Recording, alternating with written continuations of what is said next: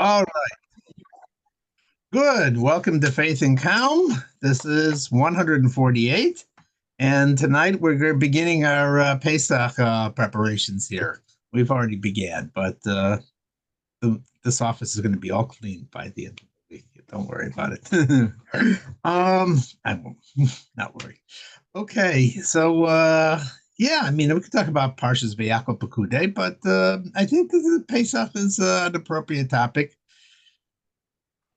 to understand some of the big ideas in Pesach, because sometimes you get lost in all the details, between the salt water and the karpas and the more and the cleaning and the shopping and the making the I don't know. My mother wants me to make a matzah brittle. I don't know. It's we'll see. Don't make got to make matzah brittle because we don't do gebrachs, but that's another story. But no, she's not. She's going to be in Arizona. So yeah, I mean, it's good to know some of the big things and the big ideas in Passover, because we lose track of it, and it's hard to see it sometimes. What is the major lessons from this holiday? So one of the big lessons is, of course, it's called Yetziat Mitzrayim, and the Rebbeim emphasize this tremendously, which means going out of Mitzrayim is a place, Egypt, but it also, the root of the word means Meitzar, which is limitations, restrictions, and obstacles. And this is, so it's not just a lesson that happened in the past, but each of us personally has to get out of the box that we're locked in. The trap of our life is just going and going and not getting anywhere, and we're stuck.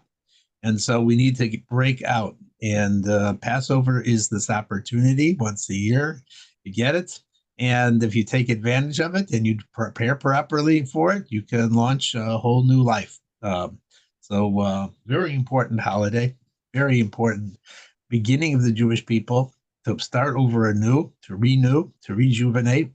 It's the beginning of the year, and it's the beginning of the Jewish people as a nation. And it's a time where we can take advantage of that. So there are two parts to this, though. It's called Pesach also.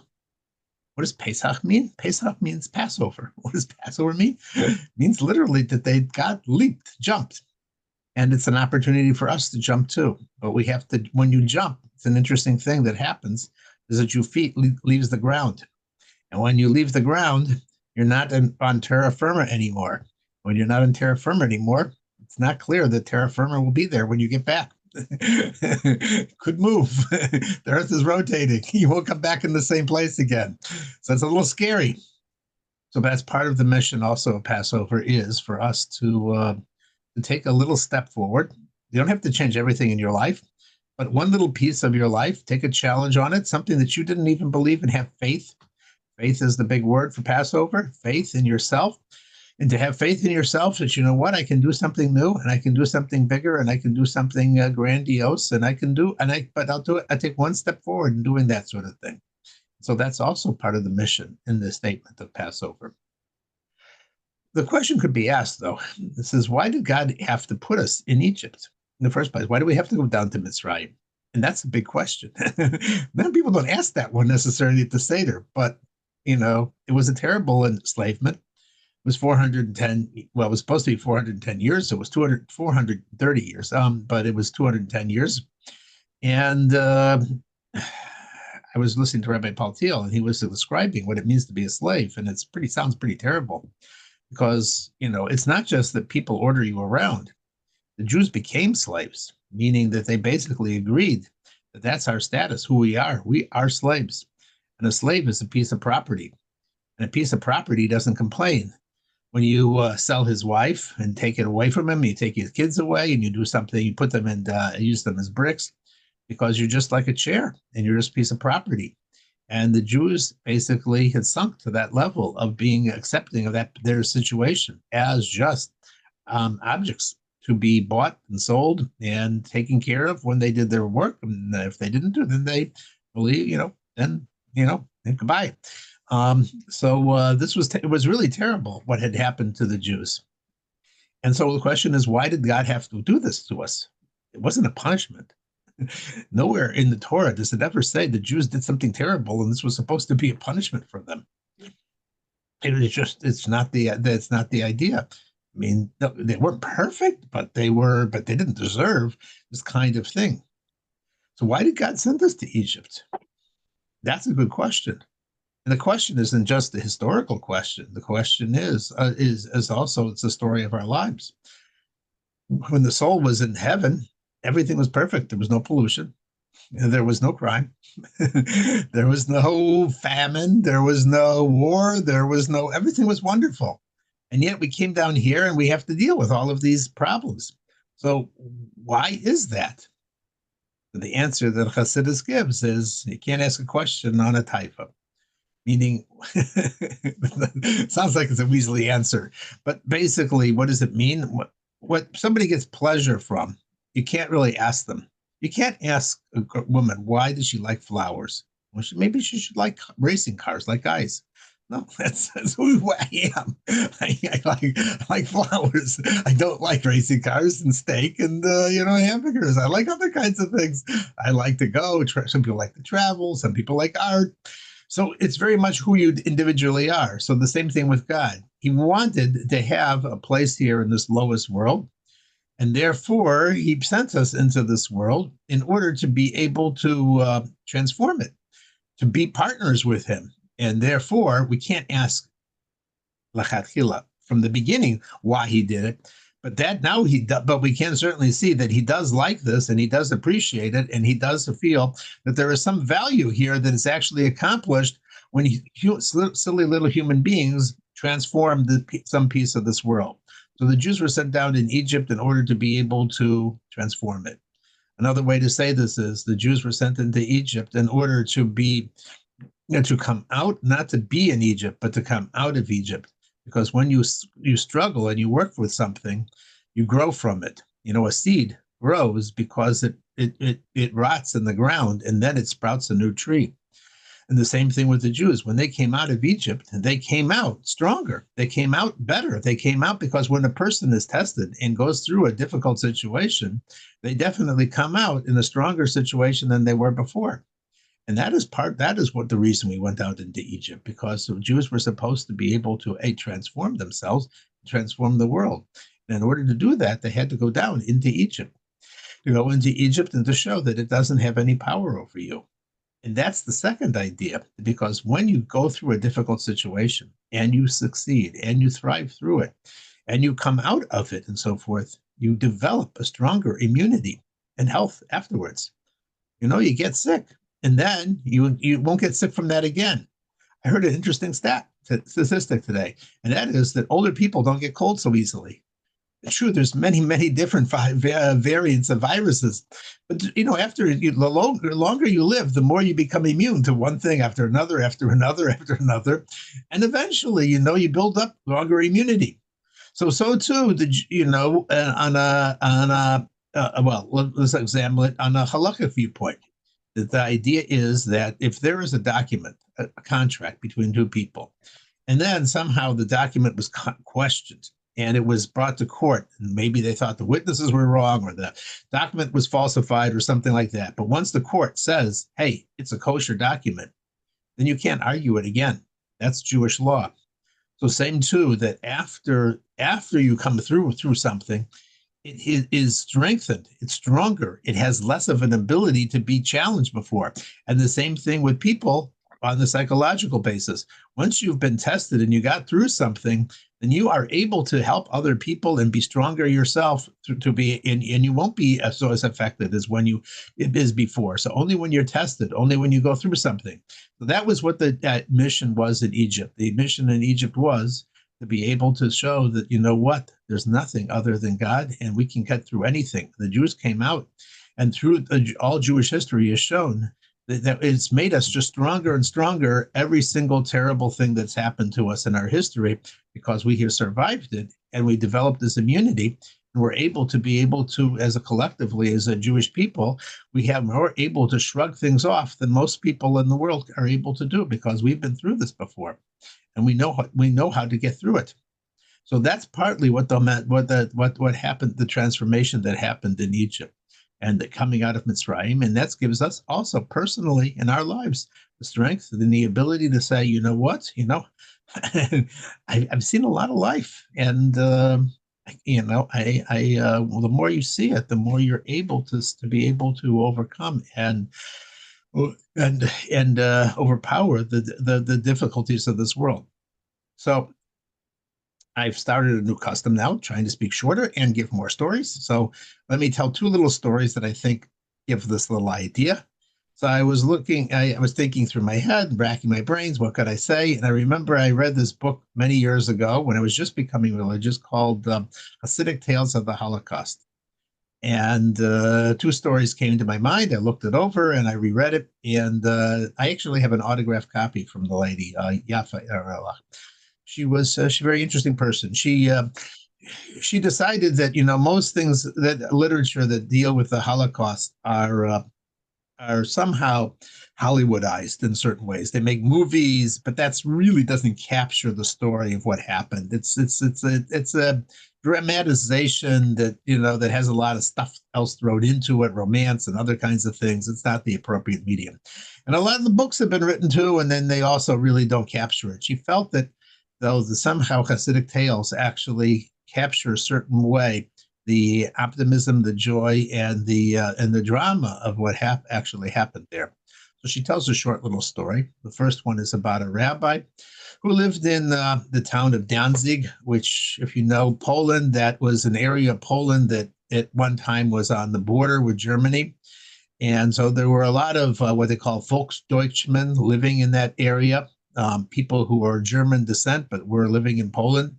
And this rabbi was a very elegant rabbi. He used to like to take strolls. He would go out in his top hat and his cane, beautiful cane, and a top and a coat and a surtuk, and and he would take a stroll in the Sunday mornings or whatever. And as he walked through the town, he would greet everybody very warmly. And everybody knew him as a very friendly, rabbi who had a nice thing to say to everybody that he met, including the non-Jews and including a certain German that he used to see every morning time, who was busy with his garden every Sunday. And he would always go, good morning, Herr Müller. And the German would go back and say, yeah, good morning, Herr Rabbiner, Sir Rabbi. And that went on every Sunday. He took a stroll, and they would greet each other. And that time went on. Came World War II. This German left the town, became an SS officer, and the rabbi went through terrible situations, one concentration after another. He lost his whole family, his wife, his children, and so forth. And at a certain point in time, he ended up deported to Auschwitz. And there was a famous scene that would happen to everybody who came to Auschwitz. You would stand in a line, and as you came in, there was a guard there who stood up on a platform with black SS suit with white gloves and a baton, and he would mark which way to go. You go to the left or you go to the right, which basically meant whether you go to death or to life. And this rabbi did not look like a rabbi anymore at that point in time. He was wearing the striped suit of a prisoner, and they'd forcibly shaved him, and he was very thin and emaciated. And he was looking down at the ground, and as he came to his point in time in life, in the line, he looks up, and he says, "Good morning, Herr Müller." And the German looks at him and says, in a warm way, "Good morning, Herr Rabbiner." And he points to the way of life. And the rabbi survived. He survived Auschwitz. He survived all of the struggles. And he says that, you don't know the power of just saying a good morning. One, who knew that this one good morning, this one good act, this one little good deed, that it has more power than anything else in this world. And that was like automatic. The guy just automatically said, yep, you go to life. So that's the first story. It's a very short little story, but it's an interesting little story. The second story is more with Passover. And I recently reheard this one again, but I looked it over. It's not written up quite the way I heard it. So I'm going to say it more the way I heard it, but and hopefully that's the right way. There was in Buchenwald, is one of the camps where they used to send a lot of the uh, um, people who were foreign nationals. So many people got caught up in the war in Europe, and they were from South America or from Israel or from other places and so forth. And so officially, they were supposed to be protected under the Geneva Conventions and everything else, but didn't stop the Nazis. They put them in Buchenwald in a special section of the camp, and they treated them slightly differently than they treated the other people. And one of the people who was in there was it was called the Grand Rabbi of Blusov, Rabbi Israel Spira. And the Germans had a certain interest in these great rabbis, these wonder rabbis, they used to call them. And they they treated them a little bit differently, but nevertheless, Germans are Germans.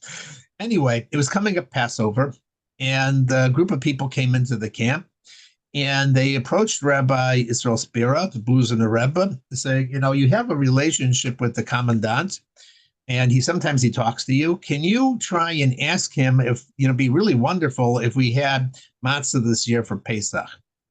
So he goes, it's like he didn't think it was going to be possible. But anyway, he looked for a particular time. He approached the commandant, and he mentioned that that they would give up their daily rations of bread if they could just have an oven so that they could bake the flour and turn it into matzah. So the commandant looks at him and says, I can't answer this question. It has to be sent back to Berlin. And meanwhile, he's playing with his gun, and he says, we'll find out what the Berlin has to say about this whole idea. So the rabbi did not expect to live after that, and he didn't hear anything back. But a few days before Pesach, he was called into the commandant's office. Now, usually when you're called in, that's the end. So he was saying vidui. He was expecting to die. And the commandant told him that Berlin says you can make your matzah. So he couldn't believe it. He was still sort of in shock. But they did. They got an oven. They built they made a few matzahs, whatever they were able to do. It didn't look so fantastic. And that happened the first night, and then came the second night. They were baking again, and the commandant came in and looked very angry. I don't know what exactly happened, but anyway, he kicked the oven and broke it, and that was the end of the matzah baking. But they still had a few matzahs, and so when it came to Passover night, they all gathered together in one of the barracks, and they decided to do a seder. And of course, they didn't have any wine, and they didn't have any. They had maybe a potato for karpas, but and plenty bitterness they had. That they had no lack of, So that was in tears. Then plenty of salt water for that kind of stuff, and matzah. And they did whatever they did to do a seder. Now, when it came to time to eat the matzah, Rabbi Spira said, there's really not enough. So I really think maybe what we should vote, and maybe we should just give as much as possible to men, so that they'll be able to fulfill the mitzvah, because they're the ones that are required to have the mitzvah. And there happened to be a lady who was very ill, who was on a bed over in the corner there. And she's saying, no, you can't do that. So what was she saying? So it's a famous line from the Chumash.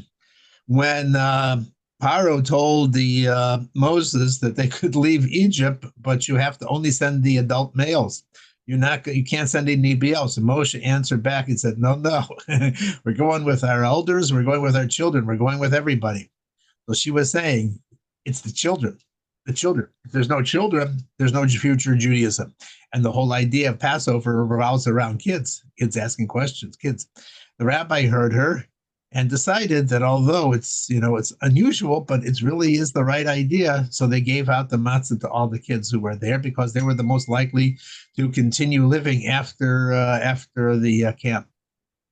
And the story doesn't end there. The Blusver Rebbe lost his whole family in the war. He lost like 10 kids and his wife. And this lady, eventually, she became she survived the war. And she came to New York and she married him. And the story was told by them. So they outlived the Germans, and that's what the Jewish people did. We outlived them, and we're telling the story. And the Germans are not part of the picture anymore. There's no Germany like the Germany that it was anymore. So it's finished. It's part of the history books. Especially if you see what's happening in the news these days in Germany, it's definitely down. It's way down. So there you have it. There you have Jewish history, Jewish experience, Jewish living. We've been through a lot. It's a lot. It's a lot of Mitzrayim. It's a lot of difficulties and so forth. But it's just made us stronger and more powerful and more able to explain and to do. And just it's like the like getting over any virus. It just makes us more powerful, more clear. And we would have never, we never asked for this in advance, and we would never wish it on anybody. But after the fact, we have seen what it has done for the Jewish people. And that's the same for all of us. And that's my story for tonight. Now I'm going to turn over the camera to my wife. Very interesting. Thank you, Yefeskel Shimon. Yasher Koach. Thank you for coming. I appreciate it. Thank you. Have a good night. Thank you. The stories were very nice. Thank you. He's Yeah, gone. I like them also. Those were nice stories. Yeah. Hello. How's everybody? Hi, ladies. I'm muting because, Okay, good. I'm Okay, at work. fine. Okay. To see you. So, okay, do either of you does anybody want to say anything before we begin? I missed a little bit of the last part of that story that he just told about after they gave the matzah to the kids. Yes. What happened after that? So they just the story, the basic part of the story is that that the Bluzhevareva agreed with this sick woman in bed who said, "No, you have to give it to the kids. The kids are the ones who need it. The kids are the ones who probably will survive, and they are our future, not the men."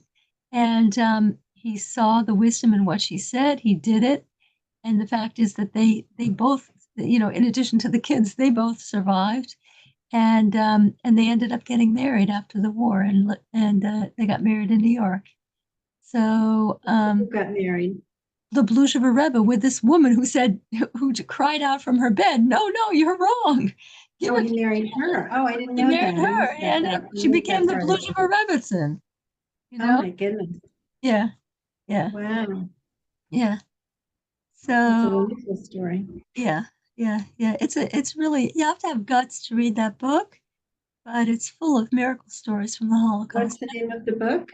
Yeah, it's yes, what's the name of the book? Hasidic Tales of the Holocaust. That's right. And who's the author? I don't know. What? Sorry. Yafa.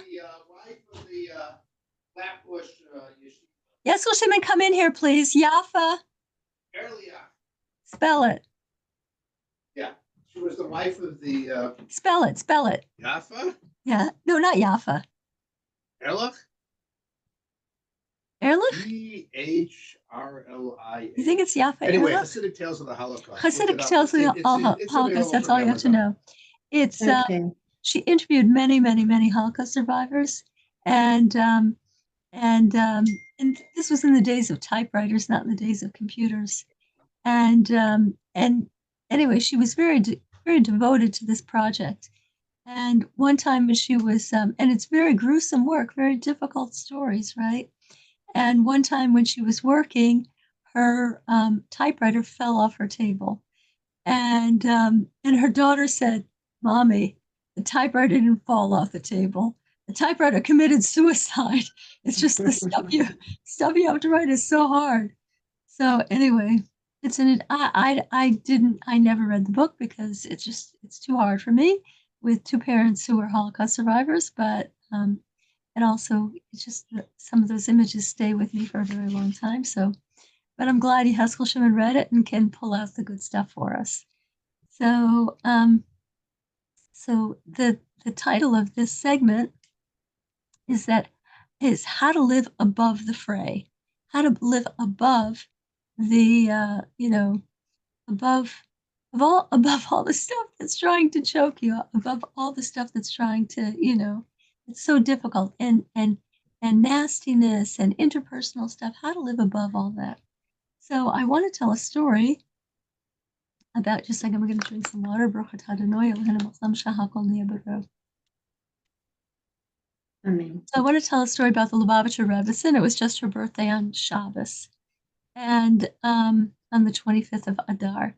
And she was not only the granddaughter of a Rebbe, she was the daughter of a Rebbe, and she was the wife of our Rebbe. And and when you have such a background, you live life in a different way. You live life on a different level. And not just the Rebbe lived life on a different level, but the Rebbetzin lived life on a different level, on a more noble level. So this is a story that happened probably in the 70s, around then, 1970s. There was an episode in Lubavitch history where there was extreme tension with another Hasidic group called Satmar. And what was the source of this? What was this? The initial source of the dispute is that Satmar viewed Lubavitch, Chabad, as being far too pro-Israel. Now, what does that mean? How can a Hasidic group be against Israel? So it's not that Satmar has ever been against Jews. Satmar loves Jews just like any other sane Jew. They're Hasidic. They love every Jew. But they did not believe in the legitimacy of the state of Israel. They from various sources in our literature, they maintain that we should not go back to Israel. We should not, they didn't approve of the whole creation of the state of Israel in 1948. First of all, the state of Israel is not it's not run according to Jewish law. It's run totally in a secular way. I mean, the religious party has not totally secular. Religious parties have input, that's for sure, but it's not guided by, it's not run according to Jewish law. And so they said it is not legitimate. We should not support it. Jews should not be there, and we should not. That's not for us. We have to wait for Mashiach, and when Mashiach comes, he will bring us all to Israel, as it says that God will gather the Jews one by, he'll take each one by the hand, and he will bring us back to Israel. And before then, they feel very, very, very, very, very strongly any attempt for living there or statehood there is totally illegitimate. So the in Lubavitch, it's a very different position. I mean, Israel has been a haven for Jews. Even though it is run by a secular government, it is a place where Jews were able to flee to during and after World War II. It's it is literally, it has saved Jewish lives, and the God and the eyes of Hashem are over it. Whether or not there is a secular government, the eyes of Hashem are over Israel 24/7. So the Satmar split. Their view was very different from Lubavitch, and there was a lot of conflict because of it. Then the conflict got even worse because in the 70s, I believe it was, maybe it was in the 80s, I don't know when it was. I didn't pin down the date, but there was a Rosh Yeshiva in Satmar. When I started to become a Lubavitcher, I was a mainstream Orthodox Jew before I knew about Chabad, and when I started to become a Chabadnik, I got a lot of opposition from one of my rabbis. And in the end, he gave me a blessing to become a Lubavitcher, and he said, it's the most, it has its virtues. It's the most intellectual branch of Hasidus. It's very, very, very intellectual. And so anyway, there was a Rosh Yeshiva in Satmar who started becoming familiar with Chabad Hasidus, with the deep mystical writings of Hasidus that come out of Chabad through the Lubavitcher Rebbeim and through the 7 Rebbes that we've had. So he asked the top sage under the Rebbe, the top sage, if he would teach him Chabad Hasidus, and this man, Rabbi Yoel Khan, who's no longer with us, he passed away in the pandemic. He asked him if he would teach him it, and in secret. It would have to be in secret because he could get in tremendous trouble if anybody ever found out. And Rabbi Yoel Khan agreed, and they learned Hasidus together. Then this guy was a Rosh Hashiva, which means he had many, many Talmidim, many students in Satmar. And his students started noticing something different. They said, there's something different about you. Your whole approach is different. There's something different going on here. And they kept begging him, tell us, there's something different. And he didn't tell them. And finally, they persuaded him, and he told them that he's learning Chabad Hasidus. And they said, we want to learn this stuff. It's fascinating. We want to learn it too. So Rabbi Yoel Khan also learned with these people, there were some single guys, I guess, and there were married people as well. And then at a certain point, the secret got out. And there was tremendous, tremendous backlash against Chabad, against the Rebbe. Horrible things were said about them. Satmar was up in arms that their elite were learning Chabad Hasidus. They were livid is not the word. And the amount of disparagement of Chabad cannot be exact. There was a lot. And meanwhile, the wife of this of the Chabadnik who was doing the teaching, the wife of Rabbi Yoel Khan, her name is Leah Khan. I met her. I sat next to her at a seminar one time, and so anyway, she was a big scholar in her own right. So she would visit the Rebbitzin. She was cousins with the Rebbitzin, and she wanted to talk to the Rebbitzin about what's going on with this huge blow up between Satmar and Chabad. And this was the Rebbitzins' reaction. The Rebbitzin, you would think, there's a whole group of people, and they're vilifying your husband. They're vilifying the entire world that he's created, the whole Chabad Hasidus, the whole, all the stuff that he's built for the past decades. They're vilifying it terribly. You would think she would have some choice words for Satmar. Just the opposite. What was she concerned about? She was not defensive one bit. She was concerned about Satmar. She was concerned about what's happening. Are the Bahram who are learning Chabad Hasidus, are they being respectful to their parents? What's happening to their families? What's happening to their relationships with their families? What's happening inside the schools in Satmar? Are they handling it okay? And she was just very concerned about the welfare of all parties, including the people who were doing so much harm, or who were saying so many horrible things about her husband and about her movement, and her legacy from her parents and her grandparents, and so this is actually exactly the way the Rebbe was. When people would attack Chabad, the Rebbe would say, "Do not."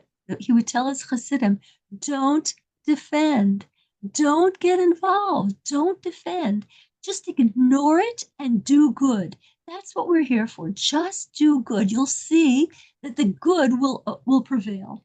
So anyway, the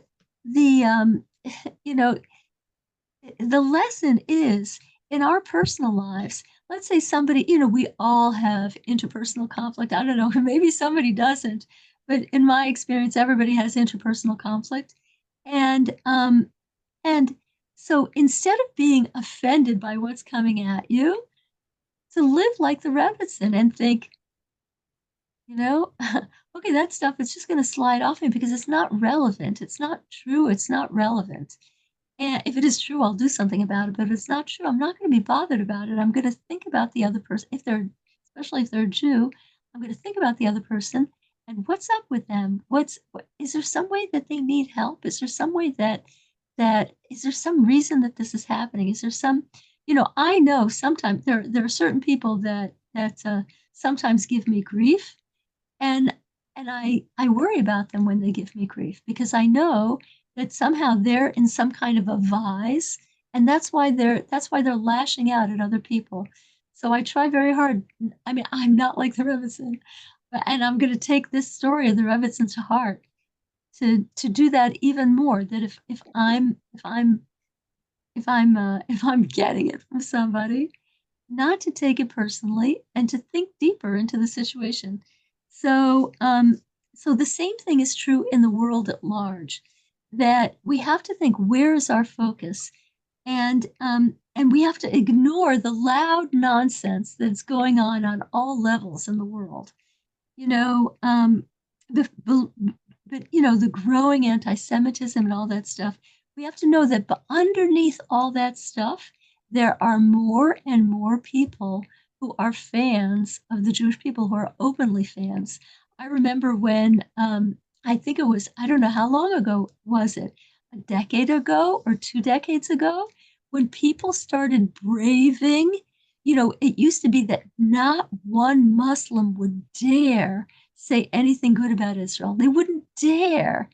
And about, I don't remember, I have to pin down the dates, but people started going on. I think it was with the advent of social media. With the advent of social media, people became much more brave, and they started saying things. No, Israel is not bad. My family wouldn't be alive if it wasn't for Israel. Israel treats me better than my Muslim leaders. And there's a guy, I just saw his story on the internet. I saw an interview with him, and he said that he used to be dirt poor as a kid. There were 10 kids in his family, and they were absolutely dirt poor. And they would take a bus every day across the border and work for a certain man who paid them something for their work. And they were so grateful. They were so absolutely grateful for this, because it meant the difference between life and death. They had no bread, they had nothing. And then when the 6 Day War broke out, you couldn't cross the border whatsoever. The situation went back, and once again, it was a dire situation.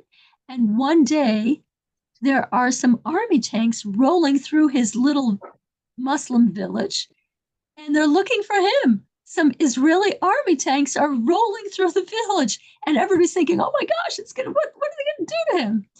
And out of the tank comes his former employer, and his employer, he actually was in a high level in the Israeli reserves army, and he used his position to be able to go into to get a tank to go into this Arab village and find his employee, who he wasn't able to give him his paycheck because the war broke out.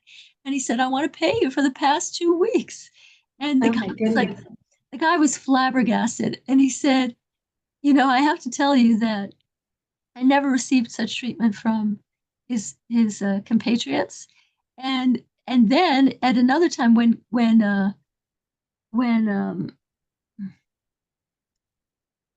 who was it that attacked Kuwait? Was it, oh, Gavalt? What's Iraq. Iraq? Yeah, thank you. When Iraq attacked Kuwait, he said things were just awful, and you didn't get any kindness from them. And this is Arab attacking Arab, and so anyway, there are fans everywhere. There are fans everywhere, the Jewish people, and also to look on the beneath the loud nonsense. I call it the loud nonsense, and think about what's happening to Israel. You know, there's so much vilification of Israel, unending, always unending, completely unending. But look what's happened since even the 1990s. Israel is growing like mad. It says that in the end of days, I mean, in the times of Mashiach, the Jews will pour into Israel from all corners of the world, and that's exactly what's happening. In the 1990s, hundreds of thousands of Jews came from Russia to Israel. Then in COVID, a lot of people came back to Israel. In this latest thing with Ukraine and Russia, there were 70,000 immigrants to Israel from Ukraine and Russia. Last year, it was the biggest influx in a couple of decades of it. It was wild, the immigration into Israel. The immigration in Israel and building in Israel is so prolific that there's a joke in Israel. Maybe I've told it before. There's a joke. What's the national bird in Israel? The national bird is the crane. The cranes. Because you see cranes all over. Absolutely every block has cranes on it. Are there places for everybody to live? Yes, there's tons of no matter where you go, there's tons of construction. Cranes, literally, there are cranes everywhere. Cranes and dust. So, and yeah. And so the war in Ukraine has been horrendous. Absolutely I have a horrendous. joke. Which is They had to bring in trains for the Ukrainians. Sorry, that's it. okay, good. Oh, that's Going cute. back to So, okay, good. That's cute. So anyway, so most of the 70,000 immigrants into Israel, the vast majority were from Ukraine, and even more were from Russia. Is that interesting? So, so let me see if I can share my screen. I want to see what I have here. 1 second, and let's see what this is. Yes, yeah. So Jewish life does not view. Just a second. We do not view life as precarious in any way. So we do not view life as precarious in any way. And if you can read this, it says in the center of the word life is the word if. If. Life centers around if this, if that, what if this, what if that. Everything is full of speculation and anxiety. But the Hebrew word for life is Chaim, Ches Yud Yud Mem. In the center of the word Chaim is Yud Yud, and that's Hashem. There's no need for any stress. It's all in Hashem's hands. As you can tell from the Hebrew spelling of the word life, Hashem is in the middle. In the English view, if is in the middle. So we have to remember that that's our reality. Our reality is that Hashem is in the center of the picture in our lives, in the world picture, and there is nothing to worry about. And I'm going to end here, and I'll take any questions.